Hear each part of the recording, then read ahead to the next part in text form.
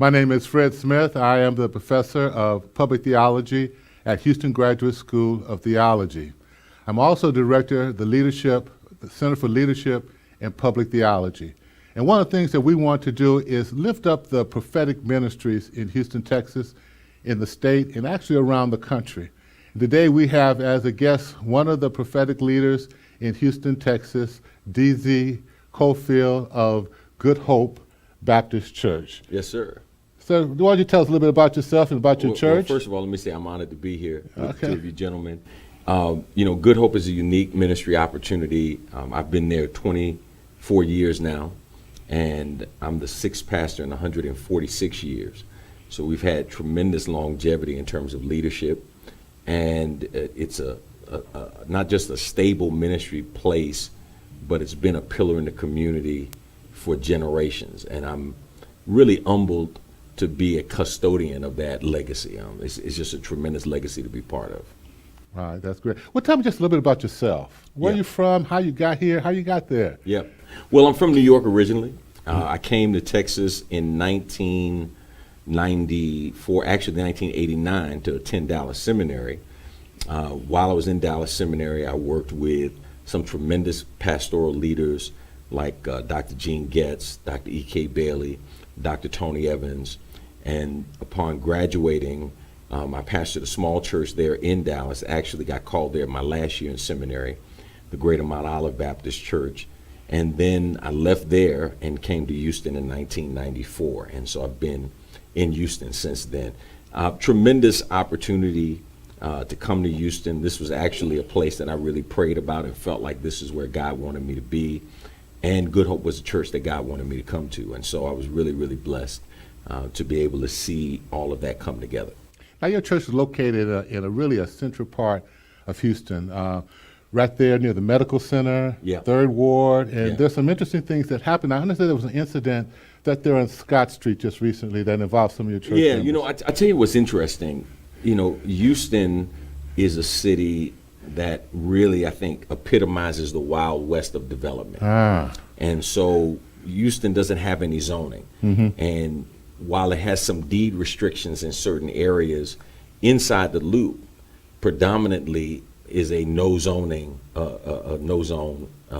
zone. So because there's no zoning, you can have a $1 million house next to an apartment complex, next to a restaurant, next to a funeral home, and next to another $1 million house. Is just really, really unique and interesting. The area that our church is located in actually was called the Jewish River Oaks. And that's because when the first Jews came here in numbers, they were not allowed to buy property in River Oaks. As a matter of fact, they were told, and there were deed restrictions that said you cannot sell the Jews and you cannot sell the Negroes.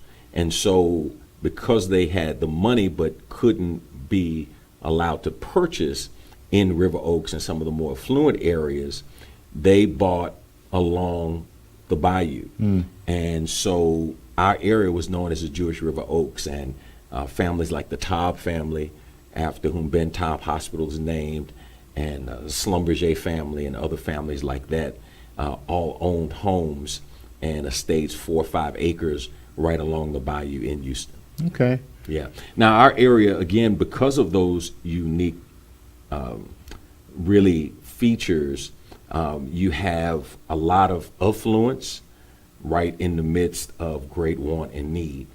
And, we've seen several things happen as the economy has taken a turn for the worse. We've seen disposable income go down. So people have not been able to buy illegal pharmaceutical products as they had in the past. We see the failure of our educational system to educate our young people. And just recently we had several young people, including 2 children who were shot in a car. We had one young man who was killed. The young man who did the shooting was picked up, and another young man was just shot last week. And several of these young men were part of our high school for at-risk young men, because we were working hard to intervene as much as possible. And, it's interesting because when you work with young people, You can celebrate the lives that you save, but Tom Brady was talking about the fact that he remembers the Super Bowls he lost more than the ones he won. Yeah. And so it's been a tough week for me and for several of our leaders because, these were young men and young women that we poured into, and to see those lives senselessly lost on the streets because of gun violence has been really hard for us this week. When I first entered the ministry, one of the things that motivated me, I had read a book when I was in junior high school called Black Boy by Richard Wright. And one thing I remember from that book, it says, life is about making meaning out of meaningless suffering. You understand what I'm saying? And when I think about it, I say that because I'm from Oakland, California, from West Oakland, which is a very similar place to Third Ward, especially along Scott Street and all in that area. And my nephew, named Hyson, his father, my brother, I wasn't able to care for him, and his mother had some mental health issues, so my grandmother raised him. And he actually grew up in my bedroom because I was away at school all the time. And he was a bright young man, that we thought had a lot of potential, a good athlete, very smart. I used to put all my awards on the walls, and he would take them down, because we had the bedroom. But crack cocaine entered our community. We talked about the drug thing. And the flash, and the potential for having his own car money just sucked him in. That was back in the 80s. That's before we knew anything about any of that. Most of my family's from the South, anyway, he was shot 3 times in the back of the head, blocks from my house where I used to play jacks, and throw papers and eat all-day suckers. And I was in graduate school at that time, and that was when I decided, that the church had to do something about what was going on. Yeah. And so I will ask you a question. Well, with this kind of tragedy, and I know you're doing good things with your School for At-Risk Youth, how does the church respond to something like that? How is it relevant in a situation like that? I think the church today has to really look in the mirror at itself, take a long, hard look, and see where we are in terms of our interaction with our community and interaction with our young men and our young women. I think the sad fact is many of our church members are afraid of our own children. And our pastors are out of touch with the very communities that their churches meet in. Now, we've moved away from a neighborhood and community church, and most of our church members are now commuters, right? They drive in. But there's a reason why we meet where we meet. And the question is, are we going to be salt and light where we are? I had an interesting thing happen earlier, last year actually, participated in a visioning trip with Compassion International. And so we went, and Compassion supports children through churches. They support and sponsor children through churches. And so we went to these churches, and it was a visioning trip to see what Compassion International does. And when we got there, we talked to the pastor, we talked to several of the leaders, interacted with the children, and then we walked the neighborhoods around those churches, and we walked to homes of children who participate in the ministry. No child can participate in that Compassion church unless they can walk there. And they set a standard of no more than a 30-minute walk, which would be about 2 miles, right? So every child that's in the program has to be able to walk to the church. Here's what struck me. I'm with pastors who were saying, we don't have this kind of poverty in the U.S. We don't have this kind of need. They were talking about some of the gang violence, et cetera. And my comment was, it's not that we don't have that kind of need or that kind of poverty around many of our churches. The problem is we don't walk the streets around our churches like we walk the streets in Guatemala or Honduras or in other countries. We don't walk to a family that's in need. We don't see the family that, for example, in Third Ward, that washes dishes and bathes in the same tub. We don't see those families. We don't see those families that use a bucket as a toilet. We don't see those families. We see our upper middle class environment, and so in essence, we perpetuate a lot of the problems in our community. And so I think it's really incumbent upon us as churches to take a look at ourselves and say, what are we going to do to be salt and light in our community? How are we going to take back our community? Because the ramifications of that are broad, whether it's education, health and wellness, social services, social justice. I mean, there are a number of areas that I think we need to step up in, but we'll step up in none of them if we don't take ownership of our community. Can you tell us about some of the ministries in the church?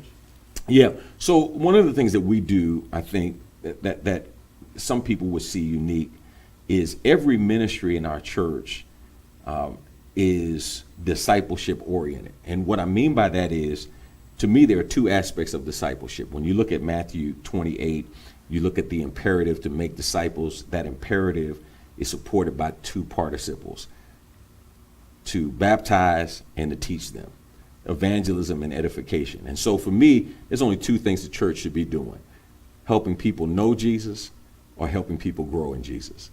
And when we help people grow in Jesus, that's to help them grow in order to help somebody else know. So it becomes a victorious cycle.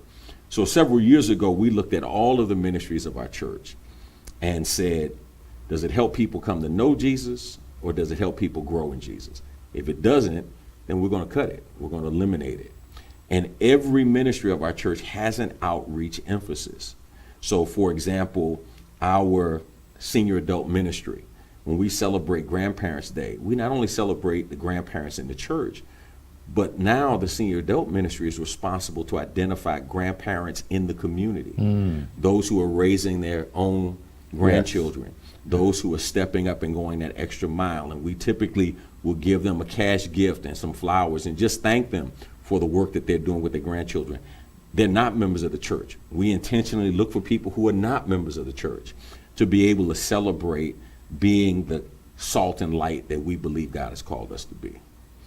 We also do ministry outreach, food giveaway, health and wellness initiatives around HIV and AIDS testing. Say more about that. Well, you know, I think the church has a responsibility, and I think we've abdicated that responsibility to treat the whole person. I think during the civil rights movement, we had a clear purpose, and on the other side of civil rights legislation, now we've become lost. We've left the hood and moved into the lands, and we think we've arrived, and we have literally left a generation of children in Egypt. And now we're reaping the whirlwind of the wind that we've sown with those children that we left behind, that have come through an educational system that was racist, that was biased, bigoted, because we know even though desegregation gave us an opportunity to go to schools, we walked into hostile environments. You know, these kids, I think about the Little Rock Nine, and I think about other people who went into schools. I mean, you got to go in with armed escorts. Like, everybody knows you are educated best when you are in a loving environment, when you have teachers that love you and they're working with parents and they believe in you and they are encouraging you. I mean, can you imagine what it must have felt like to be educated by people who thought you were less than an animal, who thought you were ignorant, unlearned, couldn't learn? I mean, those are the kinds of things. And yet, despite that, we have people who came out of that system thriving. And so it just speaks to, I think, the kind of people we are in terms of our own intestinal fortitude and what God has deposited within us. But you know, after slavery, when we had situations even worse than that, Sure. and far fewer resources, far fewer educated people, we created schools. Right. We built great universities and colleges. We had hospitals. Absolutely. And all those things. And we talk about, you know, the civil rights movement, you know, and what happened then, where we have now more resources than ever, more educated people forever, more money than ever before. But yet, if you look at the actual statistics and where we are in the status of African Americans today, in many cases, we are worse off. Absolutely. I Then, agree you with know, in almost every one of those areas, the schools are being resegregated. Right. You know, Right. and I still don't get an education, but at those times, during the civil rights movement, the church stood up Yeah. and was counted for, and had to, and without resources, without money, Right. was able to create institutions to serve the people. What's the state of the church today? Well, let me address that. Okay. What you just said. First, I think part of the challenge has been, as we have moved forward, generations that struggle see their success in allowing the generation behind them to not have it as difficult or as hard. Okay. And we have seen that perpetuated on and on, to the point that now we have a generation of children who have a sense of entitlement. They believe they have a right to certain things, and that their parents and or grandparents are responsible to give them what they don't have, even though many of us sacrificed and worked. When we talk about the state of the church, I personally believe the church is in trouble. I think we're in trouble because I think we have moved far away from God's mission for the church and have not tailored that mission to a specific vision in terms of where we're serving. Revelation 3 talks about the church of Sardis, and Jesus said that the church of Sardis was dead, had a reputation for being alive, but they were dead. They were dead and didn't know it. Now, it's one thing to be dead, Dr. Smith, but it's a whole nother thing to be dead and not know it. And basically what he said was, you're going through the motions, you're going through the trappings of having church, when it's really not about having church, it's about being church. And so the challenge for us now, I think, is to look in the mirror and to say, how do we re-engage with the holy? How do we reclaim our prophetic voice? How do we become the leaders in the community again, stop trying to produce celebrities and start producing servants, start practicing what it means to be a Christ follower? I'm to the point right now, I'll be honest with you, I don't even like being called a Christian, because we've marginalized that term and politicized that term so much. I'm a Christ follower. Man, I'm trying to follow Jesus. You know, when you and I met and you said, man, how did you come to this philosophy of ministry? I got here through following Jesus. You know, it wasn't by reading great authors, although I'm sure there are plenty of great authors who have thoughts about public theology and social gospel, etc. But I got there by looking at Jesus. And when I got to Matthew 25 and other scriptures, it was like, hey, man, literally, what would Jesus do? What would his philosophy of ministry be to hurting people, to people who are ostracized, to people who are marginalized? What would his ministry be? You know, I mean, you're funny to say that. Just this last Sunday, I was preaching at Brother Nash's church, St. Paul, down there off in Sunnyside. Yep. And the scripture lectionary, I'm a lectionary preacher, the lectionary referred to Moses in the wilderness when the people complained. They were dead, they didn't know it. And the Lord sent snakes to bite them, fiery snakes. And they cried out to the pastor, and Moses, and Moses cried to God. He said, take the snake and wrap it around the stick, you know, make one, you know, bronze, and lift it up. If people put their eyes on that snake, that same thing that had poisoned them, representation, you know, then they will be healed. And then in John, Jesus said, you know, after Nicodemus that came at night and he told him he had to be born again, he said, let me tell you something. If I be lifted up Right. from the earth, I'll draw. Right. And then before he died, on the way to the cross in the 12th chapter of John, you know, after he had argued with the people and had heard the voice from God that said he's going to be glorified again, he says to the people at the end of it, before he gets ready to transition, he said, I shall be, when I am, Right. lifted up from the earth, I'll draw all men. He's talking about the crucifixion.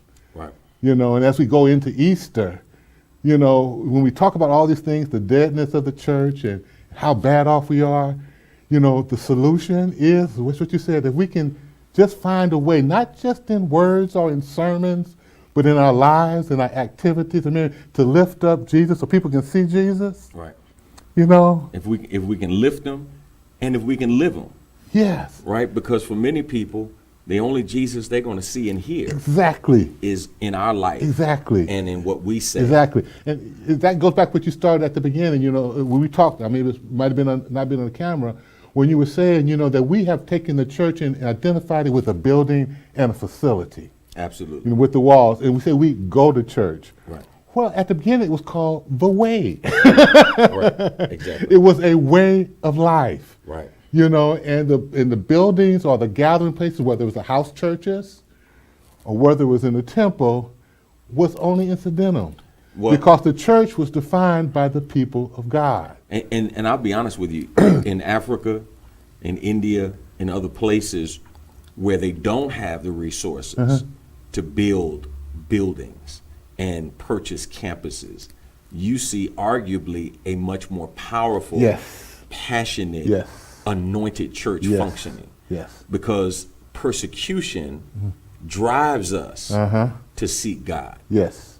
Right? When we're doing fine, when everything is going well, in the midst of that pleasure, in the midst of that relaxation and that prosperity, our tendency is to play instead of pray. Right. And you know, we talk about this as we talk about the conference and so forth. I show a graph by Jonas Salk. You remember Jonas Salk, Yep. the polio guy? Well, he was more than just a scientist. You know, he was in many ways a prophet as well. He said the history is like this, you know, it goes up and down and around, sort of S. But at certain points in history, there's a discontinuity, there's a break. All the systems that have worked seem to don't work anymore. Right. You know, and at that time, I call it a kairos moment. You know, it's a moment where people of God could step in and determine the alternative future. It's yet to be written yet. And right now, we talk about Trump every day, and you talk about what is, you know, the Me Too movement and the Black Lives movement and all these different things that are going on now. Systems are, as well, the church is a system, Sure, are absolutely. breaking down. For me, that's not a sad thing. That's probably a good thing because it gives a chance for resurrection. What happens in our faith to dead things when we lift up Jesus? Well, I tell you what, Resurrection. I think it's that chance to really see the real church stand Yeah. up. Mm-hmm. You know, and I tell our members all the time, you know, when storms come, when catastrophes come, it's our proving ground. That's right. It's the opportunity for us to show Right. what our faith is really Right. made of. Right.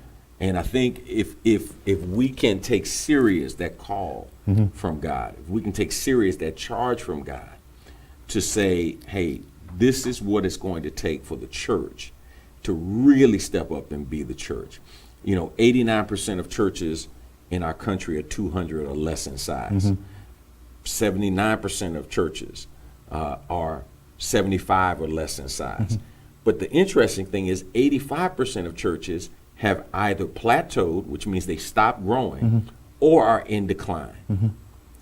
That's 85% of churches. That means 8 to 9 out of every 10 churches you see have either stopped growing or are in decline. Now, we see a declining church attendance across the country, across denominations, across races. We see a decline in church membership in general. But how are we experiencing a decline in church attendance when we see a rise in the interest of spiritual matters? Well, yeah. You know, at every great point and every great social movement was always associated with the Great Awakening, with the revival, with the spiritual awakening, not a church awakening. Right. And I think we're at that point in history now where God is actually stepping into history. But it's almost like, and let me see if you agree with this. I think this may be, though, the first time when we talk about awakenings, that awakenings have occurred apart from the church, Yeah. separate Well, from the church. Yeah. Well, if you look at the great revivalists, Finney and many others, and John Wesley, Right. and John Wesley, they had to step away from the church. In fact, oftentimes they were persecuted by the church the established church. We lift them now. We lift them now, but back then they weren't lifted. Right. They were the outsiders. Yeah. You know? In light of that, because we almost out of time, tell us about some of the outreaches in the ministry. Well, one of the things that we have consistently done is made sure our presence was felt in the neighborhood, so that we are as much outside of the four walls as we are inside of the four walls. So systematically ministering to generations, to children, youth, young adults, making sure we're on an elementary school campus, middle school, high school campuses, make sure we're on college campuses, but not just our younger people. We want to make sure that we reach out also to seniors. And again, internally to reach out externally. So it's always about how do we help our members export what they've been imported? How do we help Now, them you to live it out and mentioned- flesh it out? You mentioned disaster just a few minutes ago. Yeah. What are some of the things y'all did for the city of Houston during Harvey? Well, I'm glad you asked. We served over 23,000 families in our hurricane relief effort, both as a distribution center. We took our community empowerment event that you've worked with us on in the past and turned that into a day-to-day distribution center, working with the city and other groups. Can And you then- talk about that more in detail? Well, then we also were a disaster recovery center for FEMA to help people get to resources. So I think it's important as we looked at it to say, how do we serve the community? How do we help people, whether it was with clothing, food, rental assistance, how we've helped families get back into their homes, how we help some of our seniors navigate the insurance nightmare that many of them face. Walk them through how do you deal with insurance versus how do you deal with FEMA if you don't have insurance, and what are the processes and the steps. There are things that you could do with insurance companies that you can't do with FEMA and vice versa. So we walk people through that process and really just tried to advocate for people and fight for people who may not have had the ability or the emotional strength to fight for themselves. That's the challenge, I think, especially in our community. We've gone through a tremendous season of mourning, and we have to stand up and fight for those who cannot fight for themselves. Wow, we certainly thank you for this enlightening and very provocative, conversation. Well, I appreciate the had. opportunity and honor to be with you and with your audience as well. Yeah. And so this was just a great discussion that we had with a prophetic leader here in Houston, Texas. And on subsequent shows, we'll have other great leaders here in the town that can share with you about their bright spot, their congregation or their ministry here, and how it impacts upon the public. Because we are the Center for Leadership in Public Theology, a school for prophets.